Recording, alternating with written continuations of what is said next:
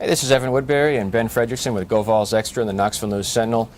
Episode of double coverage today as Tennessee prepares for the Vanderbilt game coming up on Saturday.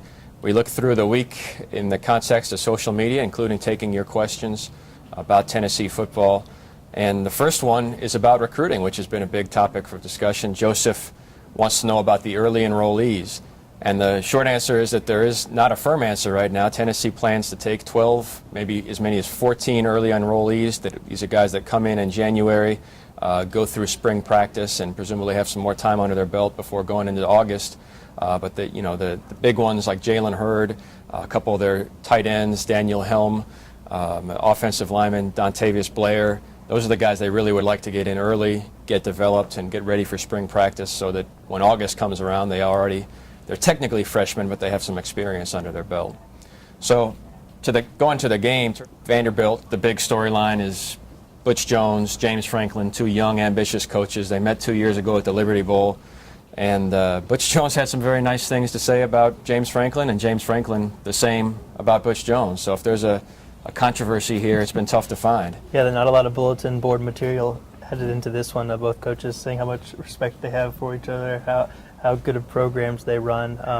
So I guess if there is any controversies going on behind the scenes, they've both been very, very appreciative of each other early on this week. Yeah, and the other big news that Butch Jones kind of dropped, didn't leave it for a surprise for Saturday, but told us during the week, Tennessee will be going back to the smoky gray uniforms. They wore them earlier in the year. I think it got pretty good feedback from fans. I know that was probably just as you were arriving or just before you arrived, but I don't know. I thought they looked pretty good. I like the gray uniforms. Yeah, I mean, I've seen them. They do look good. I think, there's so much conversation about, stepping away from traditions and mixing things up, but what people really, it all comes down to is recruits. And, Tennessee is pulling in a really good recruiting class. They're going to have some important recruits in town this weekend. Anything they can do to get those guys' attention and to kind of be out there in the Twitter sphere, people, hey, look at Tennessee, it's going to be good for that. I think that's what the team has realized, and we'll drive this moving forward. Absolutely, the players like it, the recruits like it.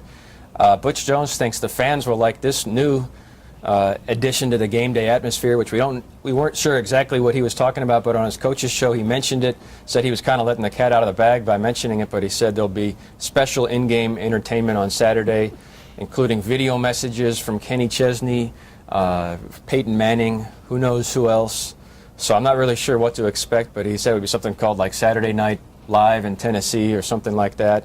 And I guess any celebrities that are Tennessee fans are going to show up for it. So we'll see how that's pulled off in the game. Yeah, it's an interesting approach. I think people hopefully hoping the attention is mostly on the field, but I guess anytime you can have some big names promoting your product, it's a good thing, I suppose. Yeah, that was most of the feedback I got, was either something against Kenny Chesney, who apparently changes his college team allegiances from time to time, and the other message was that the most entertaining thing would be just winning the game. And with that in mind, time for our picks for this week.